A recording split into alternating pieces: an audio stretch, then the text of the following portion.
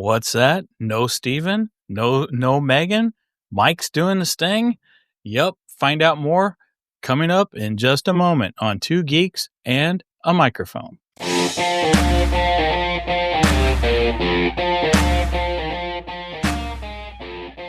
Welcome to the Two Geeks and a Microphone podcast, your one-stop shop for television, movie, video games, comic books, book reviews, and more. Now, without further ado, here's Steven and Mike.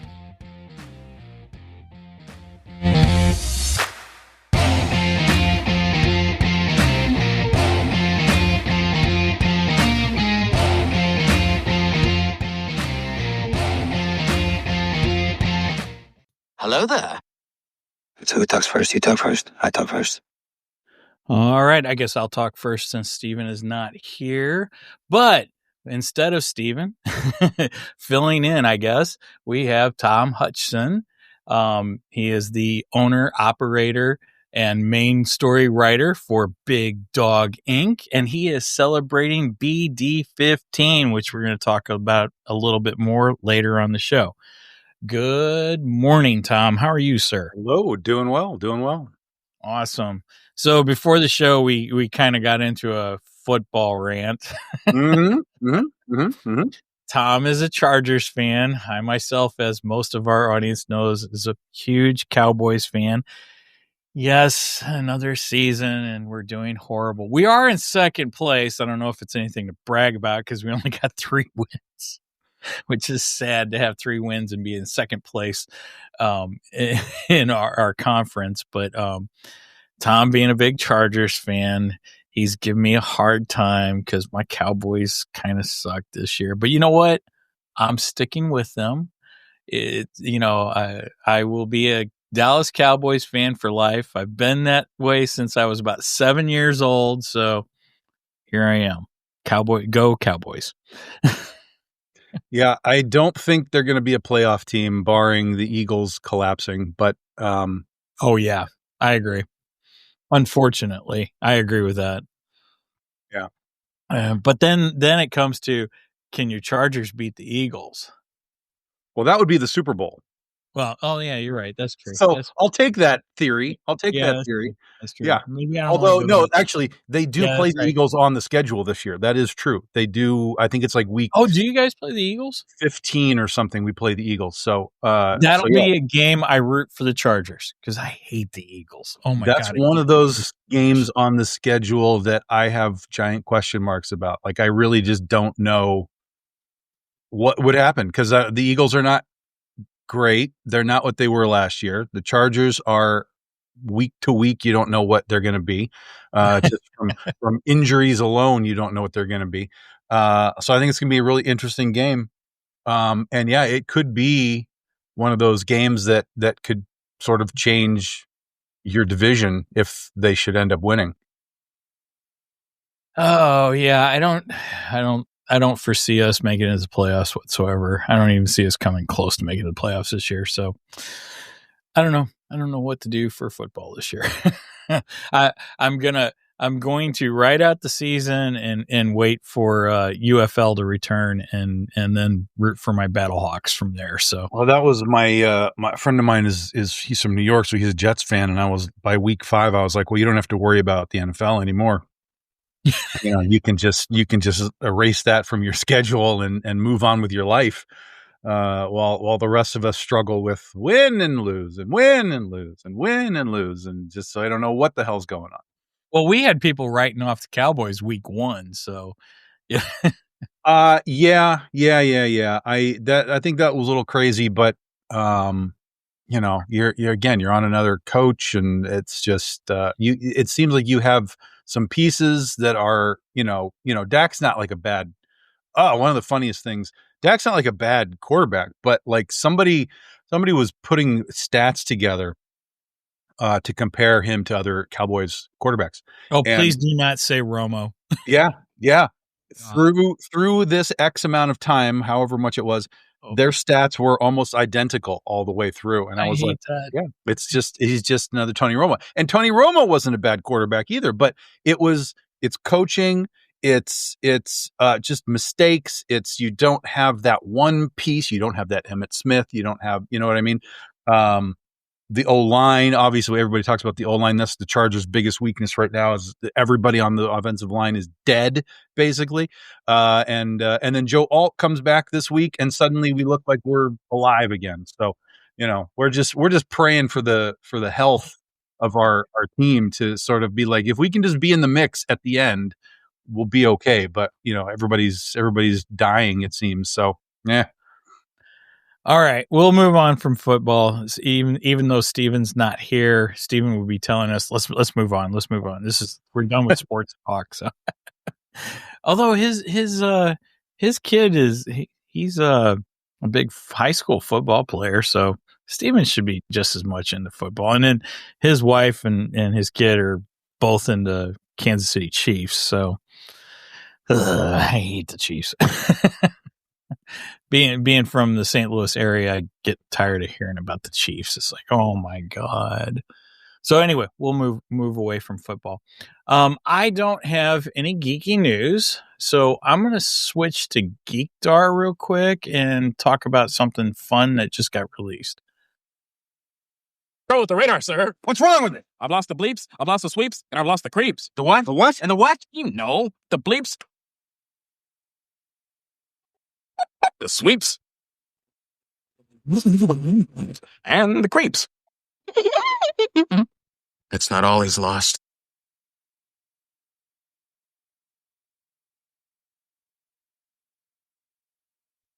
Oh, let me go to the right panel. There we go. See, Steven's not here. He usually operates all this stuff. I don't do this. All right, let me see. I'm going to also try to share a screen here. Something I may have talked about this previously. I can't remember, but it is now available to purchase as of yesterday, as of Halloween. So we're gonna talk about it here a minute. So Atari, I don't know what company owns Atari now, but Atari has released a new version of the Atari 2600 console, and it is the 50th anniversary Pac-Man edition, which excites me because Pac-Man's one of my favorite games, all-time favorite games. Ms. Pac-Man is probably my all-time favorite game, but of course, it started with Pac-Man. But as you can see, the console is bright yellow, Pac-Man yellow, and just a fabulous color. I love it. And then the faceplate on the front of the console has the Pac-Man and Ghost icons, and then of course the Atari logo. And when you power the console up, that all lights up. It's really super cool. And then they come with colored joysticks. You get one when you buy the main package. You get the console, you get the joystick, and you get the new Atari Pac-Man Double Play is what they're calling it, game cartridge. But then the joysticks, they've got joysticks to match the colors of each of the ghosts. So here's the red one. And then, of course, they've got the ghost icon on the top. And, of course, you don't need all of those joysticks. I mean, technically, for an Atari system, you only need 2 joysticks. But I think it's more for collectors just to have fun with it. But and then the cool thing is the game cartridge has the original Atari 2600 Pac-Man. Yes, the horrible, blocky Pac-Man. Gunk, gunk, gunk, gunk, gunk, gunk, gunk, gunk, gunk. Yep. With the wafers instead of the dots. As horrible as it is, I still like to play it. It's fun. I think it's fun. But they have that version, and then there's dip switches on the back of the cartridge, and then you can switch over to it. I guess it's basically the 7800 version of Pac-Man, so it's which was better. Yeah. It's very close to the arcade. So you have both those versions on it. And then when you go into, I was watching, I watch another YouTube channel called Gen X Gamer or something like that. Anyway, and he goes over a lot of eugenics councils and stuff like that. And he was showing, so there's the 7800. There's a view of that one. He was showing the system off because he had just gotten his yesterday, and you can actually play the arcade version on this too. So that one's available. And then there's a bonus feature which will give you different mazes to the arcade version or to the Atari 2600 version, which I thought was kind of cool. So, but it is available to purchase now as of yesterday, as of Halloween. Right now I don't have the extra cash. Otherwise I would be ordering me this sucker. I love it. So that's my Geekdar for today. And let me see. Charger yellow Atari. Thanks for showing me that. Yeah. Oh, yeah. Oh, nice little comeback there. I didn't even think about that. Chargers. No, it's Pac-Man yellow, not Charger yellow. Oh, dang it. I just messed up the screen again. Guess what? I'm just getting rid of the background. Bye. We're going to have a boring gray background. I don't care. So anyway, that's my Geekdar. Like I said, no geeky news this morning. Tom, I don't know if you, Geekdar is kind of like our show and tell for nerds. So I don't know if you got anything on your plate that you want to talk about other than what we're here to talk about. Yeah. I've been buying tons of movies. I collect Blu-rays and stuff. I'm a movie guy. But I'm also looking forward to, I think it's next week is Predator Badlands releases. So that's what's on my next sort of like, that's right there, man. So I'm heading down to Akron Comic-Con next weekend too. So I'll actually be on the road Thursday. So I'm kind of hoping that when I get there Thursday night, I can find a theater that's got it for Thursday. If not Friday, because Friday is basically just set up, so I can go set up, get it done, and then go see the movie before the con starts. So that's what I'm kind of looking for right now. Okay, cool. All right. Did you watch the Predator?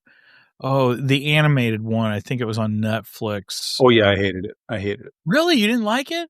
Hated it. But let me also qualify that I hated it with, okay. I hate most animation stuff nowadays. Oh, like okay. I really have not seen anything animation wise that I'm like, oh, that was like really good. Like I remember somebody was like, oh, you got to watch Blue Eye Samurai. So I tried that. I lasted 20 minutes. I don't remember. It's odds and ends of things. You got to watch that. I'm like, I know I'm not going to like that. I know it's not going to work. But Predator, I've really kind of gotten into the Predator stuff and the Alien stuff as well. I'm kind of a late comer to both of them. So I've been, sort of getting more into them. So I was like, oh, okay. Like I heard people talking about it. I thought it was a video game. So I was like, well, that doesn't matter to me. And I can see where you would think that. Yeah. And they were like, no, it's like a movie. And I'm like, oh, okay. Well, then let me see. But no, I was Steven skipping through the whole thing. Just, nice. No. Don't care. Don't care. So nah, so I think here's the thing. I think if it was an actual movie, like a live action thing, I think I would have vibed on it. I think I would have been like, cause conceptually, I like what was happening. But the animation side of it, the voice acting, that's where I really struggle with a lot of that stuff. It doesn't register with me much anymore, the animation stuff. So I wish that it had been like a real movie. I think I would have really liked it. But as an animation, I just don't connect to animation anymore.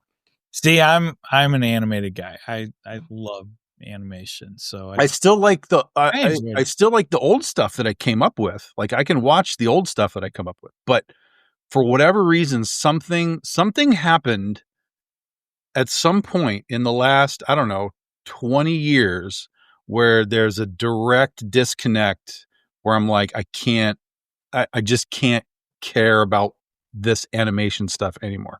And I don't know. Disney? I haven't. Well, I know that part of it was the advent of sort of the digital animation that we get now, like the Pixar stuff, things like that. I know that was part of it because I don't really like a lot of those movies. Some of them are okay, but most of them I really am just like, I just don't really care. So it could be that, but I also know part of it is the voice acting. Like the voice acting for modern stuff, it just isn't great for me. Oh man, we might have to fight on that one. It's just not great. Now, not to say that there aren't good people that do good elements, but I've seen so much where I'm just like, I don't want to hear what I'm hearing. This is not working for me. It's not connecting with the animation. It's not, the voice isn't connecting with the character to me or whatever. And of course there's always exceptions, but, so, and when you're talking about like the Pixar stuff, they have like big name actors doing the voice acting stuff. So usually that's not a problem for me because I'm like, these people know what the hell they're doing. This is working, but the overall product just is not connecting to me with rare exception. But I don't know. Something happened because I remember distinctly like seeing like The Lion King and I was like, this is incredible.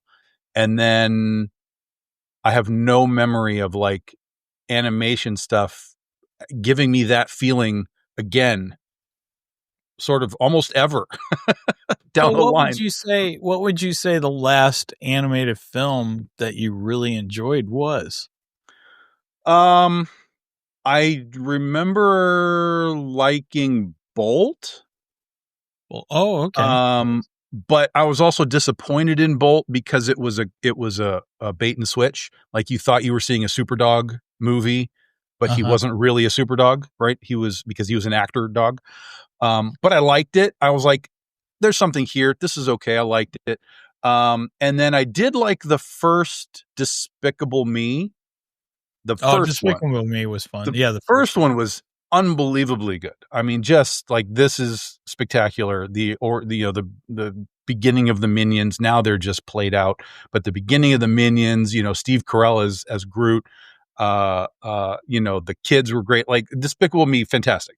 Absolutely fantastic. So that's probably the last one that I was really like, oh, you did something really good here. This was top notch. And I don't remember when that came out. That's got to be 20 years.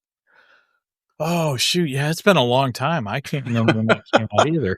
Oh my gosh. And I don't have Megan here. Megan usually is the one who jumps on the internet and tries to find that information. Yeah. Just since then, it's just like, it doesn't matter. I've tried to watch some of this anime stuff like My Hero Academia and, odds and ends of things that people are like, oh, you got to try this. I'm like, okay, let me try this. I'm like, no, I can't. I'm not a big fan of the anime stuff. Now, wait a minute. What about Invincible? Invincible, of course. Yes. Invincible.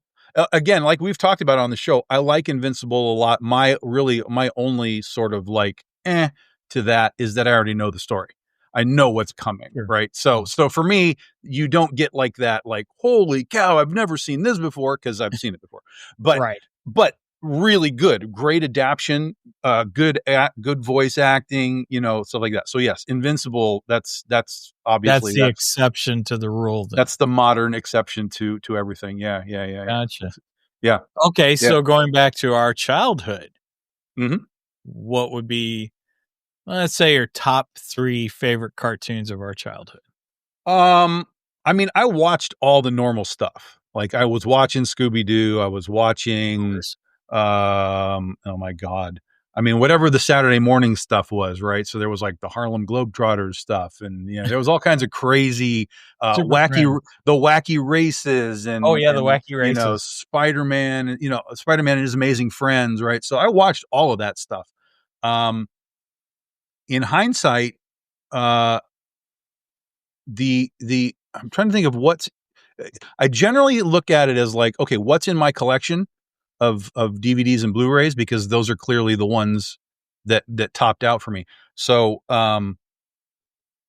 G.I. Joe, 100% G.I. Joe, the original, like not when it became that sort of weird third season garbage, but like that first 3 seasons or two or 3 seasons, that original 2 or 3 seasons, it's really good.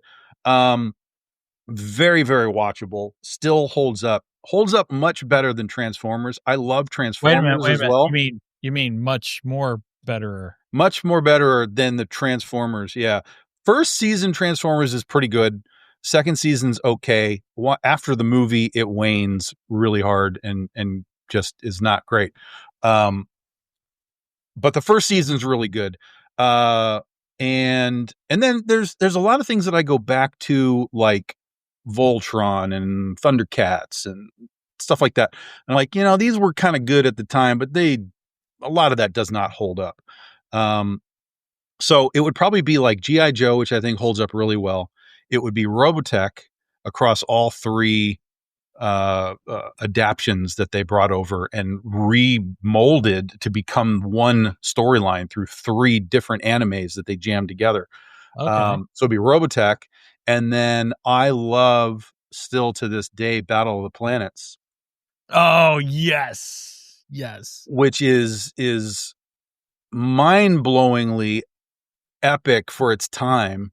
And I think, again, if it were to be played today with good voice acting, I think people would latch onto it really, really well. I think it would be fantastic. So those would be kind of my three sort of standards that would hold up the tent pole of whatever else is underneath the animation stuff. Like I like Mask, but it's not great. It's good I never noise. watched Mask. Mask is fun, but it's really just kind of every episode is the same. Like they're completely the same every episode. All of its beats, all of its purposes, all of its, it's just the same every time. So it's good noise. It's good background noise because the sounds are good and, things like that. But it's not a great series at all.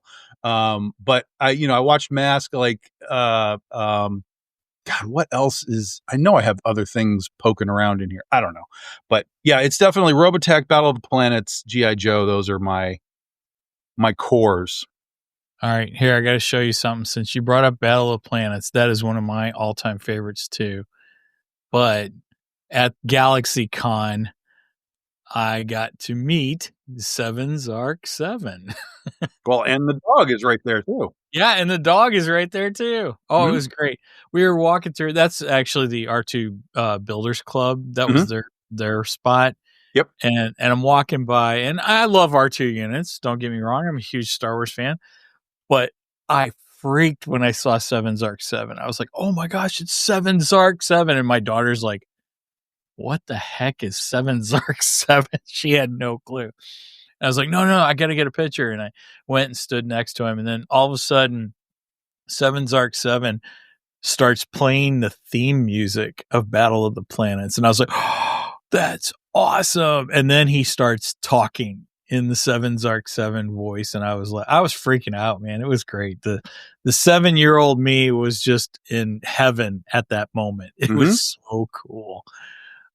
Yeah, that was one of my absolute favorites too. I loved that cartoon. That was well, and Seven Zark 7 is made for America too. Like that was not part of Gatchaman in Japan. Seven Zark 7 and the dog and all that kind of stuff was all made to fill time because they were editing Gatchaman down for some of the violence and, they were cutting things out. So, they needed to fill time on the episodes. So they created Seven Zark 7. Not to mention Star Wars had become a huge hit. So basically they're like, how can we create our own R2-D2 more or less? Because, I mean, that's all Seven Zark 7 is R2-D2 with arms. Yeah. And he talks, R2 doesn't talk, R2 beeps. So they're practically the same droid, which made total sense that the R2 Builders Club would build something like that. I was just like, oh, sure. I love it. So, yeah, unfortunately, they didn't have an actual R2. They had, like some of the RD, all the different R2 units and stuff. But they didn't actually have R2-D2 there. Of course, New York Comic Con was going on at the time too, at that same weekend. So they probably had R2-D2 over at New York because, that's a bigger con than St. Louis. Anyway, so Seven. Okay, that's an interesting question. Since you're a Battlestar fan, who's your favorite character? out of the main 5. Oh, Jason, dude, Mark. I grew up with that when I was 7. It's Princess. I mean, it's Oh, really? that's the earliest. That's probably the earliest sort of like pop culture crush that I could remember. Wow. See, at 7 years old, I don't think I had a crush on her per se. No, but you understand what I'm saying. Like, Yeah, there no, I was get it. something was different about Princess than about a lot of other characters. Now, you had Daphne at the time too with Scooby Doo. Right. That's definitely like that was a moment for me too. Is like Daphne, especially like the red hair, because like that was a different thing that you didn't see red hair all the time. So it's like, oh, there's like a girl with red hair. Like that's something.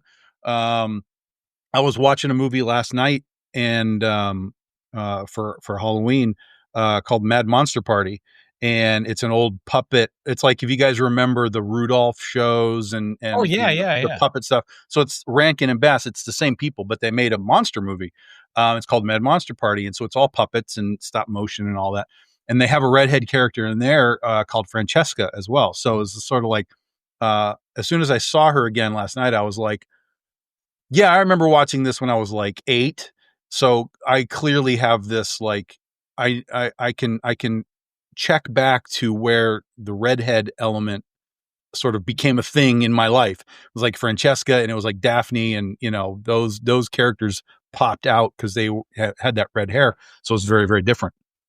But yeah, with Princess, she was sort of, you had like Wonder Woman as like a superhero doing stuff, kicking people and so on. So she was kind of like, to me, at a similar like Wonder Woman level, because she was like a superhero. She was like doing crazy stuff and jumping off buildings and flying around. And so she had a motorcycle. She had a motorcycle. Yep, she had a motorcycle.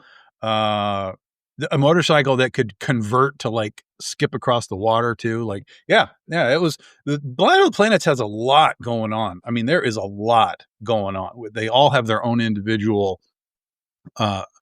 cars and stuff. They're not like Power Rangers where it all converges. It does all converge. It all goes into the ship, but it doesn't. There's a similarity to Voltron in a way. Yeah. Because you got each of the vehicles, they end up a part of the ship, which makes the entire Phoenix, which is one of the most awesome ships ever. I love the Phoenix. Yep. And especially when they go into the fiery Phoenix. Yep. And you ever notice that no matter what they do in the show, that Tiny always pushes that lever up. He never pulls it back down. Not one time. You can go through every single episode of Battle of Planets. It's just an automatic reset. Don't worry about it. Oh, is that what it is? I don't know. I'm a writer. I'll figure it out.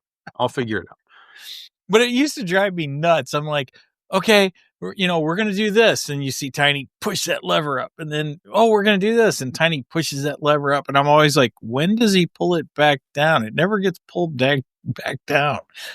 It's so funny. But my favorite was Mark. I always liked Mark. And maybe that's because Mark was the leader of the team and all that stuff. And Mark had the plane. I love the airplane. And then that always landed into the back of the ship and kind of made the wings on the top of the ship and everything, which I thought was cool. And then Jason, he had the race car, which was also super cool.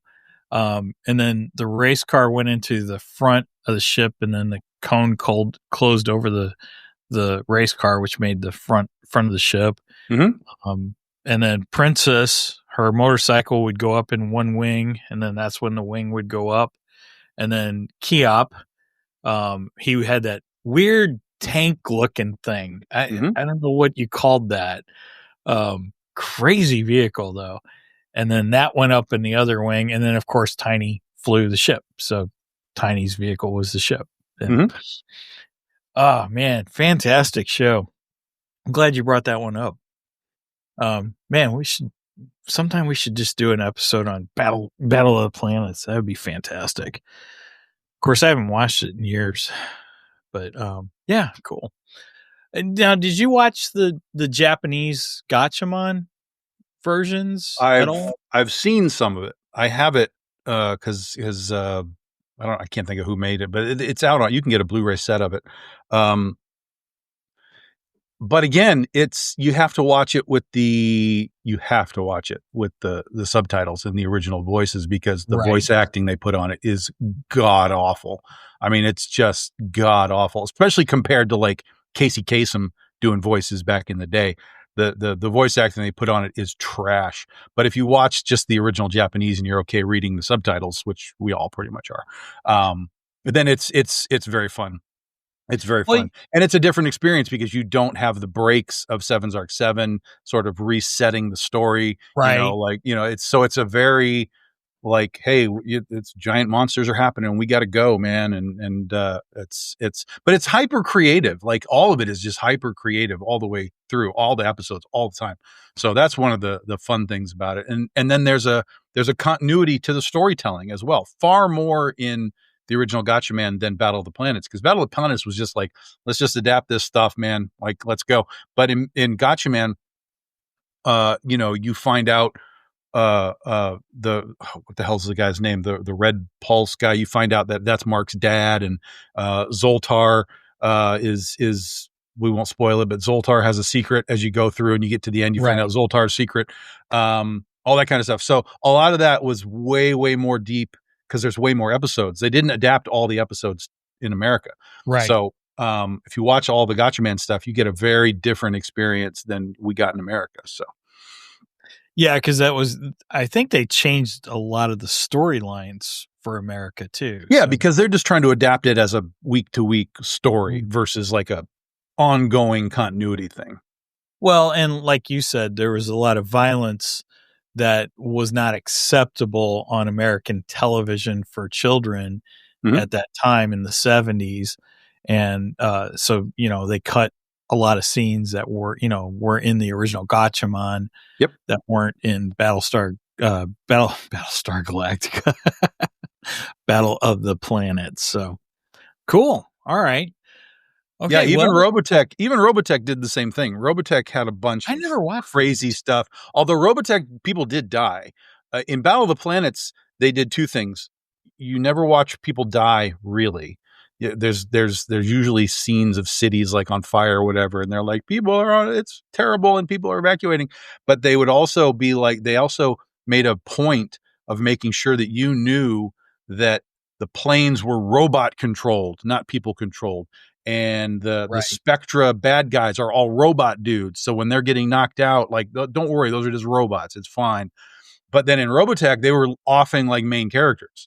So it was like and that was the 80s. But it's a very different time for that stuff. But even if you watch the original Robotech or Macross, whatever, still has more violence. It actually has nudity in it, and just extra stuff that gets cut out for America in the 80s. So, but yeah, Robotech is fantastic. It's definitely something that if you're in that realm of like, I like this type of stuff, it's definitely something you should be watched. Yeah, I never watched Robotech. I don't even remember when that was on here for me. Because I remember I watched Voltron. That was pretty big. I liked the Lions version of Voltron better than the Vehicles version. Sure, yeah. Everybody did.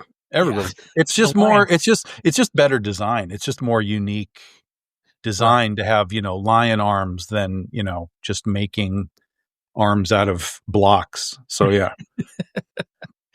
Yeah. So that was kind of my, I guess, Robotech would have been Voltron. I was more Voltron. I liked He-Man a lot too. I was a big He-Man fan too. I didn't collect any of the toys or anything. I kind of wished I did now, because I think some of those are worth some pretty big bucks if you got some of the original He-Man action figures and stuff like that. But He-Man was a fun show. I think they're coming out with a new movie of He-Man too. Yeah. You don't sound convinced though. Wow. I mean, it's going to be better than what we got. It has to be better than that. But I'm not holding my breath. at least give me a good looking Skeletor. That's I want a cool Skeletor. I don't know that matters. I don't know that matters. Might be nice, but I don't know that it matters. I mean, everything else that I've seen so far, and granted, I haven't seen any footage. So whenever you're seeing pictures of like, this is an on-set picture or whatever, like none of it's lit right. None of it's like what you're going to see in the final execution of the film. So you kind of have to take it all with a bit of a grain of salt. But, just from a design sense, I'm kind of like, I don't know, man, this is not jiving with me right now. So Gotcha. we'll see. Gotcha.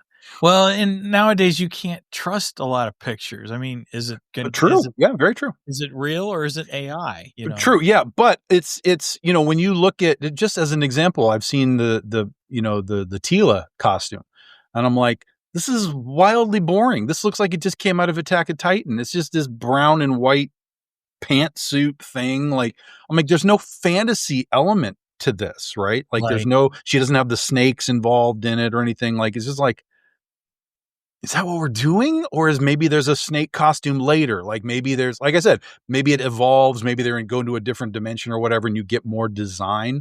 But I'm a design guy, so I want to see the design. I want to see that heavy fantasy design element. And so far, I haven't seen anything that comes close to that. It's sort of like this new Tron movie, right? It's okay, but bringing spoiler alert, bringing the Tron people to the real world, that's cool for like 8 minutes. And then I don't care anymore, right? I want to be on the grid. That's the whole point, is take me to the grid. So I like that. So the concept of it, of like, well, we're bringing the grid here. Like, okay, I'm game, except I've already seen pixels, guys. I've done this before. True. It just, like, again, it was okay for a while. But then it's just like, well, look, here's a ship going through the city. Like, I don't care.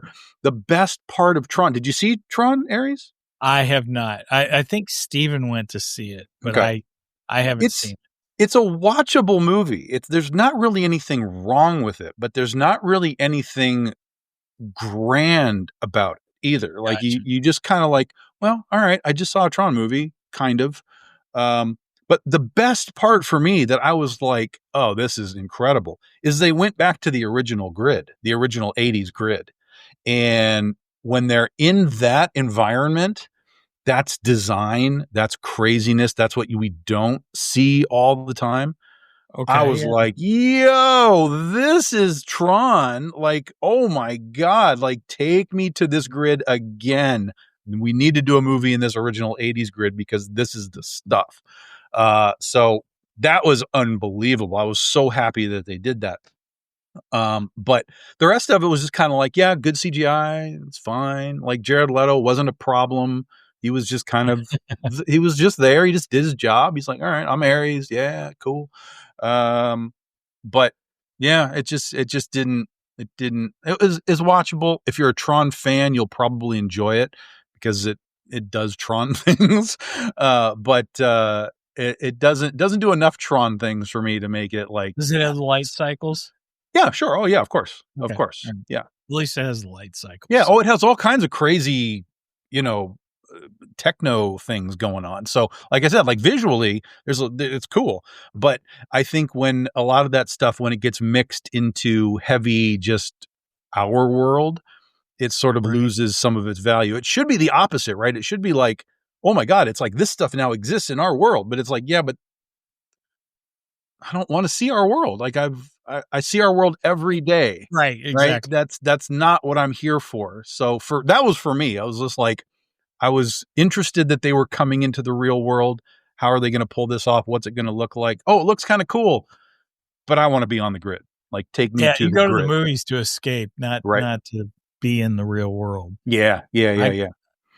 All right. So let's move on to the main event, and we'll talk about what we're here to talk about this morning.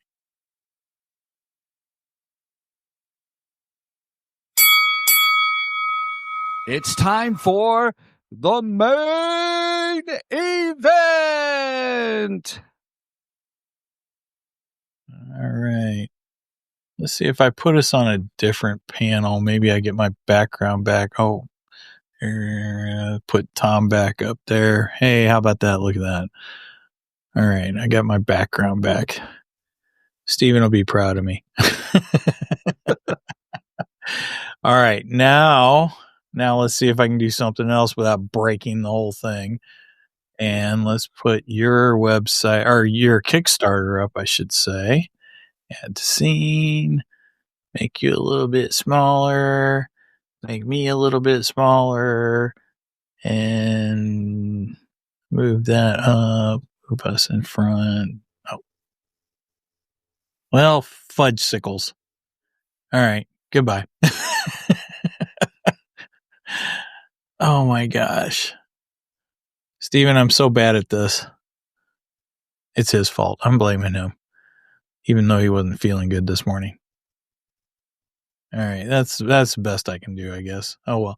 All right. So we're here to talk about Tom's latest Kickstarter, which is BD15 Anthology.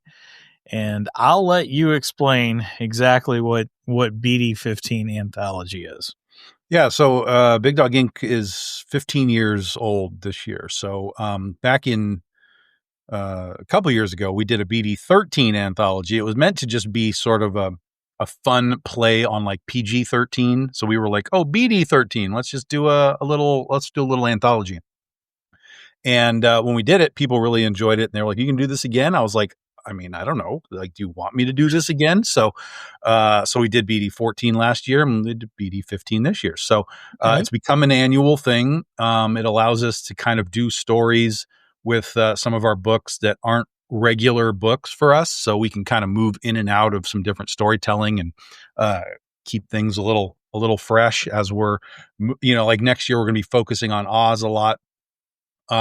But this year, so the BD15 anthology this year, since we launched it in October, we wanted to do kind of a more of a horror heavy type of an anthology. So, the first book or the first story that's in it, is a Critterverse story, but it's based on the vampire critter that we have. Her name is Nosferaltu. And okay. So this is Jason Hare and Todd Vertice doing the colors. So we got a few pages that you can see there. So this is an alternate critter in an alternate reality, but those that know the critter story are going to see sort of the parallels of where we've been with this already in the original critter story, but now we're seeing it in this alternate aspect. The yellow priest right there is an obvious sort of parallel to Yellow Jacket from the regular series. Even this shot right here where he's choking her out underwater, while it has a different purpose for this story, this moment actually happened in the Critter series that we did back a long time ago during our High Tide storyline, where Yellow Jacket and Critter were fighting and he was holding her underwater. So there's a lot of little weird parallels, sort of almost like Mandela effects, right? It's like, hey, we've kind of seen this, but it's a little bit different, but it's all there on purpose. It's all there to serve a purpose for the larger story, as well as, create what we need for this specific story. Cool. I love his mask. His mask looks super cool. Mm-hmm. Okay. So, yep. And then what do we got here? This is also the first appearance of two. Well, the Yellow Priest, that's his first appearance as well. But he's a tangent from, like I said, from Yellow Jacket. There are two actual new characters in that first panel there. On the left is Sister Pentecost, and on the right is Medusa. So that's their first appearances in this in the Big Dog universe as a whole. So, every time we do these BD anthologies, there are first appearances of characters, or in some cases just brand new stories, like in this particular one. So, yeah. So now the vampire critter, how did you Nosferaltu? Nosferaltu. So it's like, so it's like a feral cat. Cool. Okay. Because Critter is a cat. Yep. All right. So is her only books in the anthology, or can you get other books of this is her first solo strip. So she made tiny appearances in the regular Critter series, because we kind of, as the Critter series goes along, we kind of show like these alternate versions in like, memories and flashbacks and stuff. Like, like she has this sense that this all exists. But this is Nosferaltu's first solo story. Cool. Yeah. So do you foresee her having an ongoing series from here? No. There won't be any ongoing series for any of these parallel characters, but there will be more stories. I do have something that I want to do very specifically with her at some point. I don't know when that'll be, but a lot of that will kind of depend on the reaction to people to this story too. Like if they come in and they're just like, yeah, I'm just not interested in her, then I can move on. But if people are like, oh, I need to know more about, what this particular version of Critter is, then we can come back in and do more. So there is definitely like a miniseries that I have in mind to do for her. But it'll be a minute before we get back to her. Because again, next year is the 15-year anniversary of Oz, our Legend of Oz series. Right. So we're going to be very heavy on Oz next year. But the doors will open up again, once we get through next year. So if you like the Vampire Critter, if you like the Nosferaltu, there's so much more to the design and like story behind this Vampire Critter than we get even in this story. This is a very quick 10-page hyper-focused story, but when we actually get to talk about her origins, like what sort of powers come with her vampirism and so on, I have some really specific ideas for all of that, and I'd love to get back into it at some point. Cool. I like the idea of her. She sounds interesting, so I kind of want to learn more about her.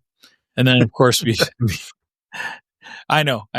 Go buy the go buy the book. Right.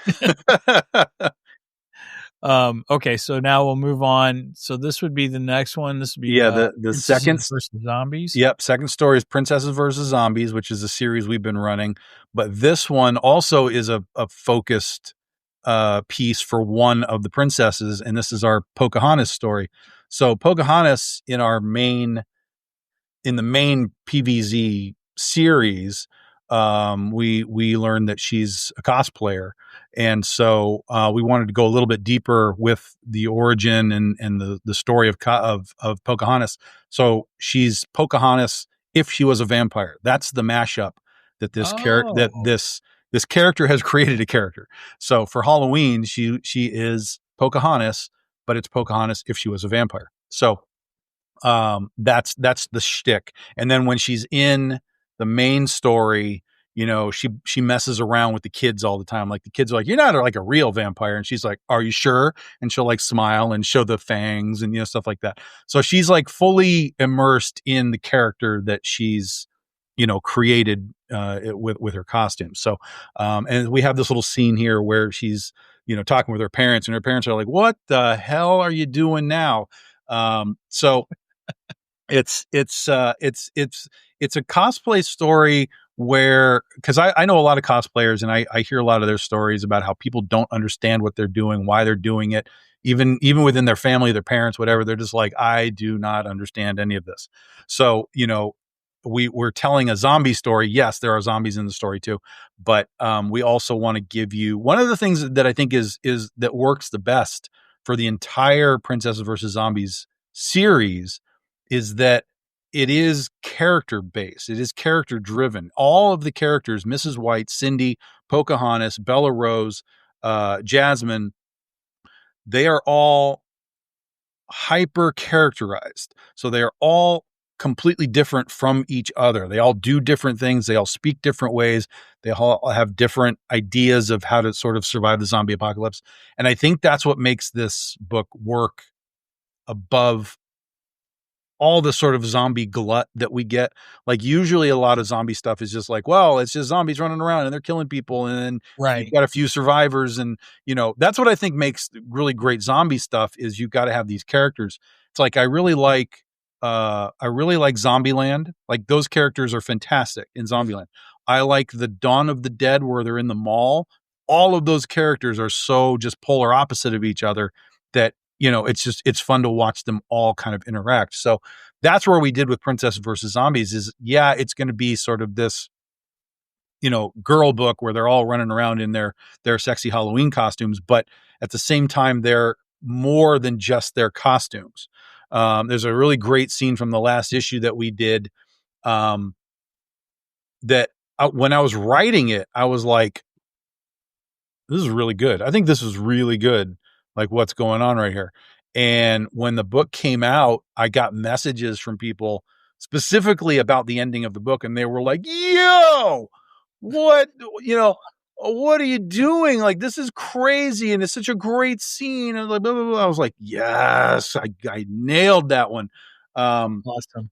Yeah. So, I feel like I really have a real handle on all of these characters. And, we basically do like one aspect of Princesses versus Zombies kind of per year, like whether it's a full issue or whether they're in one of these anthologies or whatever. We kind of, I know you've brought up Princesses versus Zombies a few times on the show. Mhm. I wasn't sure where you've placed them at. So yeah. I really enjoy the world. I kind of enjoy coming at it piecemeal too. Like, let's do an origin here and let's do a full story here and let's do this. And then you kind of let the people kind of piece it all together in like a giant jigsaw puzzle.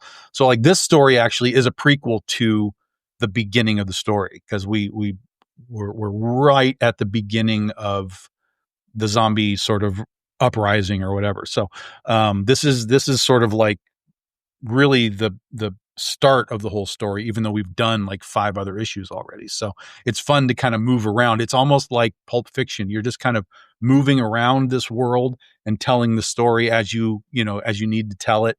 So that's been fun to do.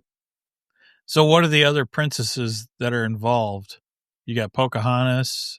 So it's Mrs. White, Cindy, Bella Rose, Jasmine, and Pocahontas. And we do have an Ariel. She has a rough time of it. We'll just leave it at that. Being a fish during the zombie apocalypse is not your best costume choice. So, yeah. So those are our keys. I have some ideas of how to kind of expand it a little bit, but I don't want it to become so overwhelming with characters that we lose sort of the core. So that's really going to be our forward story is sort of the group of them kind of banding together, Avengers style, and then, surviving the zombie apocalypse, of course. Gotcha. Okay. Mm-hmm. And then we'll move on to the next one. And then the third story. Yes, this is the third story. This is brand new. Everything with this is new. This is called Amityville Sorority Sisters. And it's a very specific throwback to the stuff that I grew up with in like the 70s and 80s horror movie stuff. So, this really came about because I was watching a Quentin Tarantino documentary where he was talking about the 80s were a repressive time for film and horror stuff. And I was like, what? That's not how I remember it. And then as he started all kinds of horror in the 80s. There was a lot of horror, but what he's saying is if you go backwards and you go back into the 70s and you look at what was being done in the 70s and a little bit of the 60s, and then you compare that to the 80s, he's very, very right. The 70s was far, far more violent, far, far more over the top, far more. Really? You think so? 100%. I mean, come on, let's 100%. 100%. Because the 80s, but this is his point. The 80s generated franchises. And when you have franchises, franchises oftentimes have to rest under specific needs of the franchise versus just being crazy. And that's why you have Friday the 13th, right?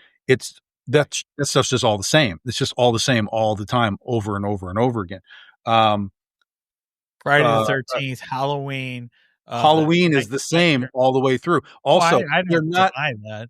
but that's what I'm saying. They're not particularly gory. In fact, they were heavily, heavily edited. When you watch any documentaries about like Friday the 13th, they'll be like, God damn, the editors were like, you can't show that thing going through his throat. You have to But cut if you this. go You have back to to cut the that. 70s, you still got Amityville Horror. I believe that started in the 70s, and that turned into a series. Yeah, but there's no, but that's not what he's talking about. That's you have to go deeper into the 70s.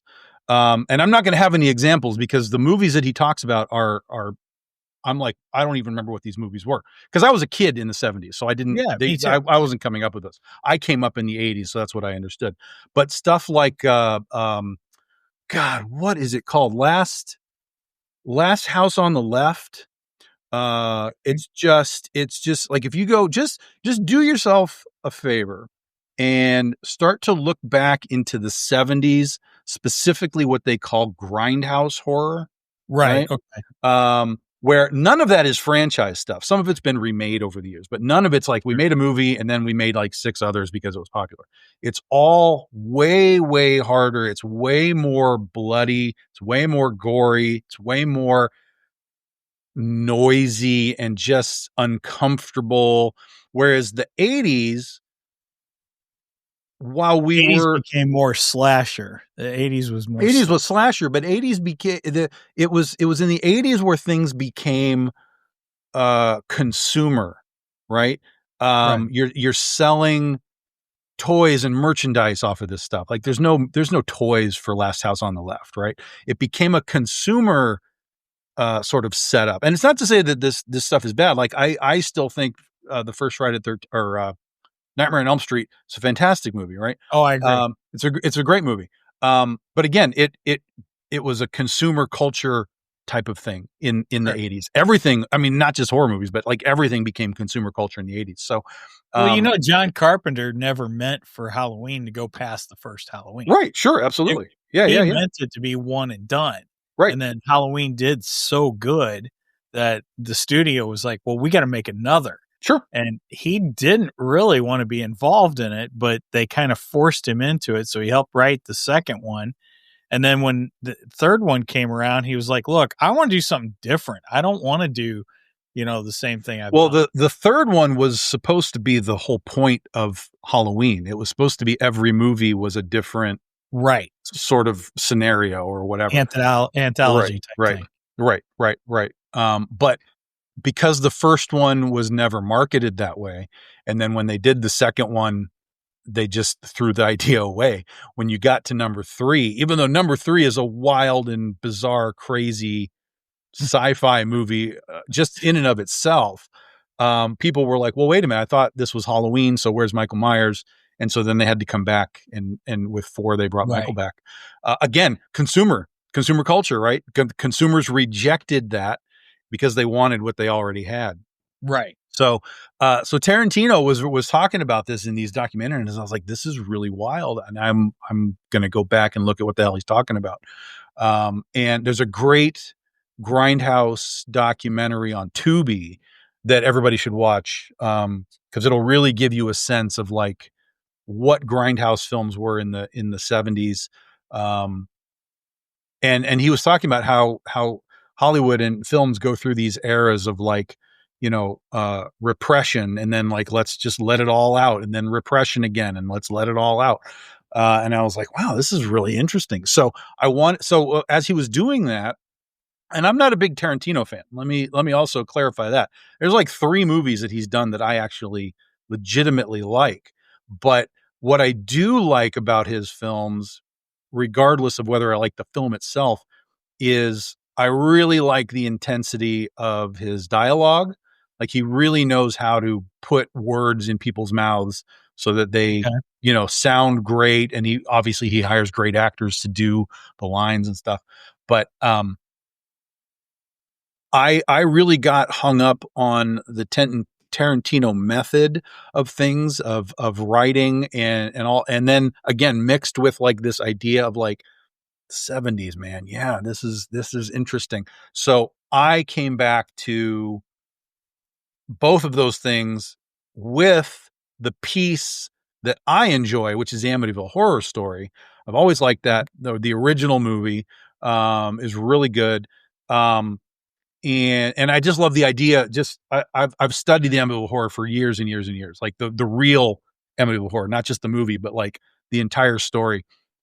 And it's just insane. It's just ridiculously insane. None of it makes sense. There's this story, and then that's recanted, and it's over here, and then this guy's saying, "Well, no, my lawyer told me to said that," and then the Lutz family is like, well, we wrote this book, but then they made a movie that's not really the real thing, and this is the real thing, and it's just like, what is this? What is going on? So the real Amityville Horror Story is crazy. There's all kinds of documentaries on that. Go watch it if you want to. But I just went back to the basic idea of like, okay, here's a house. It's haunted.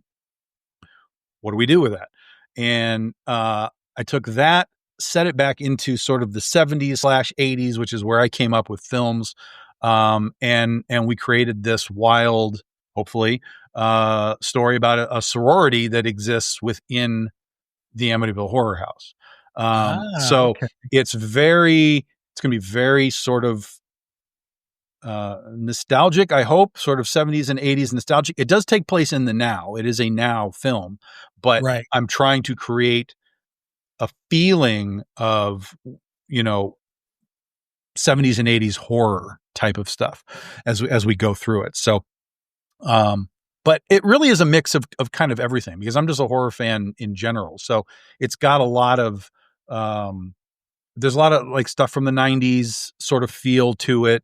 There's some element of slickness, but then like when I wanted to get an artist to do it, I wanted an artist that kind of had a more raw and unrefined sort of, and I don't say that in a bad way. Jesse Witchman is a great artist, but his line art is a little rougher than some of the other guys that I work with that are very smooth and very clean and very whatever. Okay. So I wanted that rough sense to it, which Jesse was perfect for. And he hadn't done any work in a long time because, with COVID and everything. What other work has Jesse done? Well, he's primarily cover artist. So he's worked for us for many, many years. He's done stuff for Lady Death and for Witchblade, and he's been all over the place. Cool. But he hadn't been doing work for a while because he's been focused on his tattoo studio, and just, COVID happened and everything kind of just, we just kind of stopped. So I just reached out to him. I was like, look, this is what this is. Read the script. Tell me if this makes sense to you, if this is something you even want to do, because he doesn't do a lot of interior stuff. And he came back to me immediately. He was like, yeah, I can work with this. So I was like, yeah, I knew this would be right in your alleyway. So he was like, yeah, let's go. So, looks great so far. Chuck Obach on the colors, which again, we go back to sort of that 80s lighting style, like a lot of the blues that we used to have. Now everything's just lit bright and yellow and whatever. It's like, nope, we're coming back. We're doing the old blue stuff, like John Carpenter did the blues with Halloween. So it's a really huge blend of stuff. But at the baseline of it, it's Amityville horror, 70s and 80s. It will become, it'll be that sort of like bloody horror that we would expect from the 70s and the 80s, 70s more so. But then also blended with sort of what I call the Tarantino dialogue that I kind of tried to learn, like, what are these people saying? Why are they saying it? Why is it relevant? And that's one of the things in Tarantino movies. Sometimes it just doesn't feel relevant to me. Like, I'm like, you are on some weird, like, why am I watching this scene? I don't understand. And then there's other places where I'm like, God, this is locked in now. Every line I am locked in on this. So, I kind of tried to find a weird middle ground of like totally chaotic Tarantino dialogue and purpose and locked in. And somewhere in the middle is the really fun stuff where you can kind of be wiggling around in oddity, but it can also have a purpose for pushing the story forward and telling you who the characters are. because that's the best thing that Tarantino does do is he tells you who these characters are, and so that's kind of where I was kind of coming from that side of him. Like, I want this dialogue to maybe be weird and sort of I don't know why this matters, but it matters because it tells you who the character is, and that's the important part. Gotcha. Okay. That was a lot. That was a lot, man. You like that was a lot. Holy smokes. So we Yeah. got our money's worth there. Yeah. So Jesse's So- doing a great job. It's a beautiful looking book, and so what this is going to be, all of these stories are 10 pages, right? With the Amityville sorority sisters, it's 10 pages. It's sort of the immediate origin of all the characters, but it's going to lead us to next October, next Halloween, where we do the full 40-page complete Amityville sorority sisters story, the whole thing. So Oh, wow. this is just sort of a taste of what's to come, and then we do the rest next year. Oh, cool. Okay. So those are the main three then. You Yes, got that's Critter. Liberty, Chelsea, and Penelope are okay. the characters. Basically, they're at a football game out of town. They call up an Uber to take them back to Amityville. Dude shows up, and then on and on and on and on. So, yeah. Nice. Okay. All right. And the three main stories are Critter, Nosferaltu, Pocahontas if she was a vampire, and Amityville sorority sisters. Those are your three stories, 10 pages each, so 30 pages for the book. Yeah. Okay. And so how is the campaign going so far? It's good. We're right on the edge of just about hitting 10,000, which will unlock that first stretch goal. We've got 7, maybe 10 days left. We do short campaigns. We don't do 4-week campaigns anymore. We do 2-3 weeks at the most. And then this campaign is actually for 2 books. So as we scroll through the campaign some more, you'll see that you have the BD15 Anthology, but then we also have what we're calling the BD Index, which you can see right there, which is the old school Marvel or DC Who's Who books, where you get an alphabetical listing of your characters and then a description and all that kind of stuff. So I loved Who's Who. Those were such cool books. Yep. So that's exactly what this is. Yeah. Neat. Yep. 32 pages, 32 different characters, 32 different artists. We didn't have anybody double up. So it's an artistic tour de force. It's purely alphabetical. So it's not like we're doing just Critter characters, just Oz characters, purely alphabetical from the Big Dog Inc. universe. So it starts it starts and ends with Critter, just happenstance. We have a character called 9 Volt. So he's the first listing. And then Critter is the final listing in the book. And then you've got the Cowardly Lion and Annabeth Alvgren from Ursa Minor, and the girls from Amityville are in here. The sorority is called Alpha Pi Omega, so they're Nice. in here. There's Oz characters, Beauregard. So it's just a complete alphabetical listing. And then volume 2 will start with the Critterverse, so we can talk about characters like Nosferaltu and the other versions, Critterverse, but then it'll run down through I don't know, maybe letter F or whatever, and we'll just kind of keep going until we have all of our characters done in this stuff. So you do see this continuing then? Oh, 100%. 100%. We'll have the next one of these next year. I don't know exactly when, but we're already starting to work on the next one. So yeah, this will be a series that we do to have the complete Big Dog Inc. universe described and new art for every piece. None of the art is reused art. It's all just brand new art, new people. There's a lot of first time BDI artists in here too, which is great. So yeah. So now this is the first reward. And that's your basic book right there. It's got the logo on it. It's actually a wraparound cover.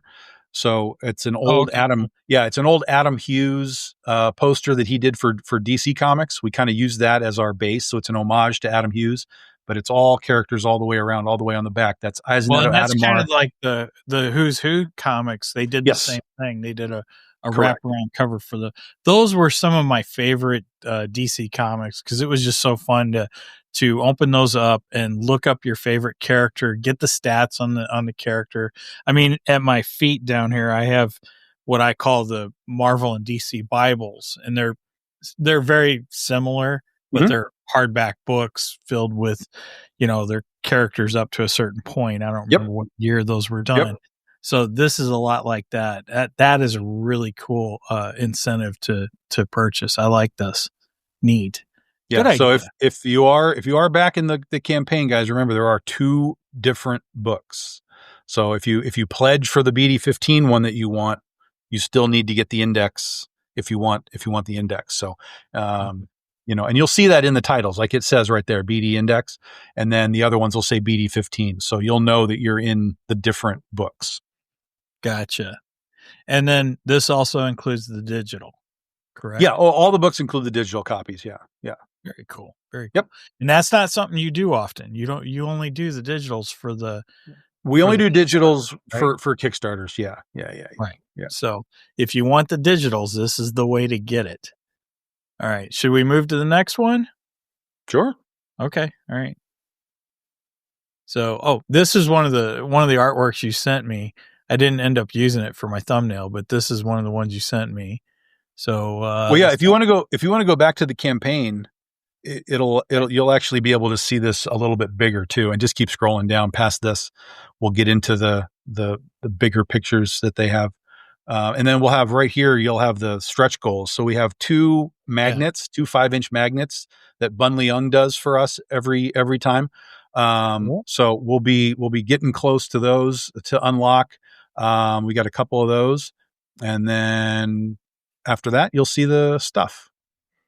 Okay. So here's the covers. This is to start. This is the BD15 stuff. Okay. And this is you surrounded by your characters, which I think is that's from our camp crossover book that we do. Yeah. Right. That's cool. So there's your basic book.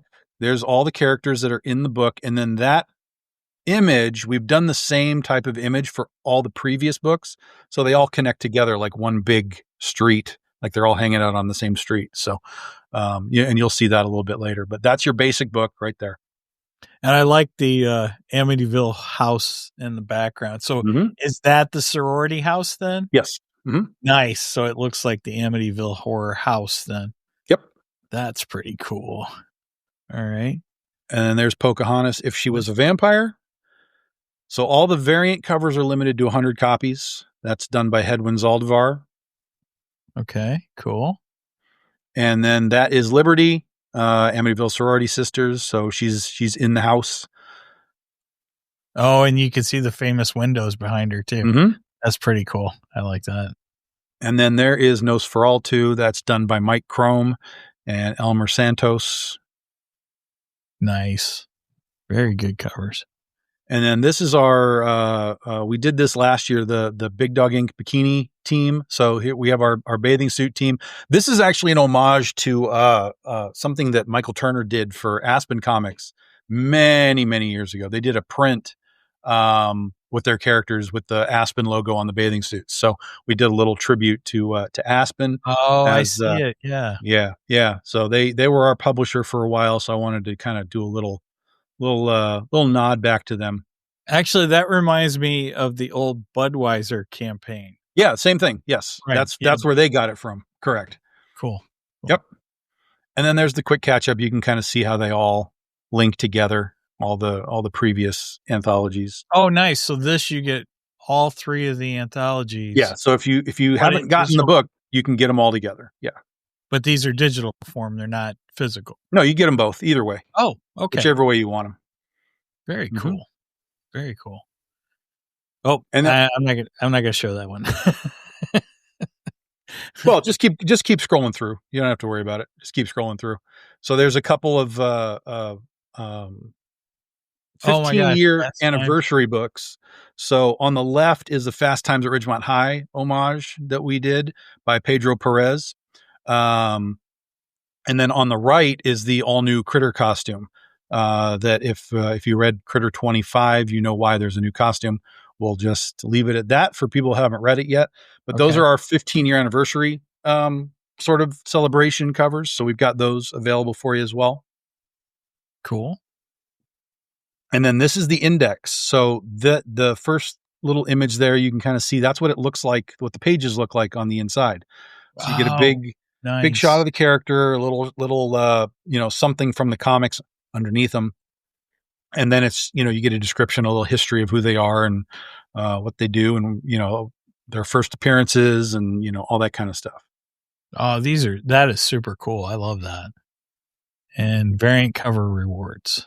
Mm-hmm. So I think we have the whole wraparound cover here. Okay. Yeah. Okay, There's the whole, nice. so that's the whole wraparound that you'll get with your basic book there. Very cool. Amityville Sorority Sisters, done by Brian Peterson. Okay. Blue Jay and Cricket. This is a new artist. Her name's Becca Whitaker.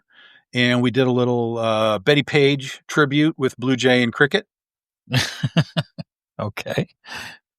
And then this is Adam Withers and Comfort Love. They helped design the original Critter way back in the day. So when I needed the new costume, I went back to them and I said, look, this is what we're doing. This is what we need. And they came through and designed the new costume. And then this is their first cover for us. In Nice. 15 years, this is the first cover that we've got them to do for us. So Is that cover an homage to anything? nope. Okay. I don't know. It reminds me of something for some reason. Okay. And then this one is an homage. This is Antoinette and Bunny. This is an homage to an old Wonder Woman cover by Dick Giordano way back in the day. Something I've always liked. So we did a little. That's Isaac Bell. That's his first cover for us as well. So it came out great. Cool. And then the rest is just kind of combos. Like you can get everything in one shot if you want. If you just want everything, boom, there's everything in one shot. Gotcha. There's foils. There's a few holo foils, and then there's if you're just new to the Big Dog Inc. universe, we have trade paperbacks and catch ups and stuff from the other books that we do, and then there's a whole bunch of art prints in there as well that we have available. So there's a lot of little extra things going on too. Very cool. So now the project is fully funded at this point, right? Yep. So now it's just a matter of fulfilling each one of the rewards as we go along. Yeah. Well, you grab whatever you want along the way. Like I said, I think it's 10 days left. I think it ends Wednesday, like a week from Wednesday. So I think it's like 10 days left and then we're all done and we'll move on to next year.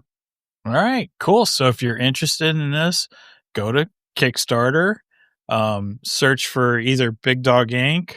or Tom Hutchison, correct? Yeah, you could just put in BD15 and it'll pop right up. But I think if you can search from my name too, but I don't know that it'll bring up everything that we've done. I don't know if this one will come to the top or not, but if you just type BD15, it'll come right to the top. Well, and I also put a link in the description for this. So if you go into the description for this particular video, you can get the link right there and just click on it and you're there. All right. Well, I think we've talked about just about everything, unless there was anything else you wanted to bring up, Tom. No, that's pretty much it. We'll be next Saturday. I'll be at Akron Comic-Con with CB Zane. That'll be our last show of the year. So if you're down that way, swing out. It's actually it's a small show, but it's a Comic-Con. It's still really a Comic-Con, which is fantastic. So Akron has always treated us great. So, thank them for bringing us out every year. And then next year, starting in January, it's the 15-year anniversary of the Legend of Oz, the Wicked West book that we've been doing. So we'll be doing really, really heavy Oz stuff next year. A new volume. The BD16 anthology will be all Oz, including two new characters that have not appeared in the regular series. So we're working on that right now. So it's going to be a lot of Oz next year. And then also we'll be getting back to the shark book. It's only an island if you look at it from the water, that we're looking to release in June of next year over the summer. So there's going to be a lot of other things too, but it's going to be very, very Oz heavy next year as well. Very cool. And I like Oz. I'm a big fan of that series. So, all right. Well, Tom, I really appreciate you being on. Thank you very much. I'm sorry that Stephen couldn't be with us this morning. He wasn't feeling great. He's been up all night with some acid reflux issues. So unfortunately he couldn't be there. And I know how that is. I've had those same issues and it sucks. It sucks when you can't sleep and then you get up the next morning. So that's the only reason he wasn't here today. Yeah. Get better, man. Get better. We'll do it again sometime. Oh, yeah. Yeah. We'll definitely have Tom on again. All right. So this is normally Steven's thing. But if you are joining us and you want to learn more about us, please go to our website, which would be www.geeksmike.com. That's kind of our hub to everything in Two Geeks. You can find out about upcoming episodes. You can get to our merch page from there. Speaking of the merch page, you can also go to, that's our email. I'll find the merch page here soon.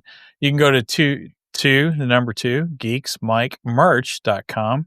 And we just got some fun stuff over there. T-shirts, mugs, so on and so forth. If you'd like to help fund and promote the show. And then, of course, we have our Ko-fi page, which there you can help promote the show also. If you just go to Ko-fi.com, 2 and Geeks, you can get to that. We try to put some exclusive episodes up there. We're a little late getting one. We're supposed to do the Running Man here soon, so hopefully we get that up there soon. I'm got something special in the works for Ko-fi. It may take a little bit longer than I thought to get it up there, but I'm kind of hoping to have something. I don't want to reveal just yet what it is, but I got something coming up. So, and then of course, last but not least, how do I get the banner off there? Oh, well, who cares? Our Facebook page. Yeah, make sure and visit our Facebook page, our socials, Facebook, Twitch, Twitter, Rumble, and Instagram. We're active on all of those. I try to stay very active and make posts on those things, so you can catch us there. All right. With that said, any last words, Tom? No, I think we said it all. All right. Well, thank you for joining us. And please do not skip this episode because we are much more better than the rest. Cheers, everybody.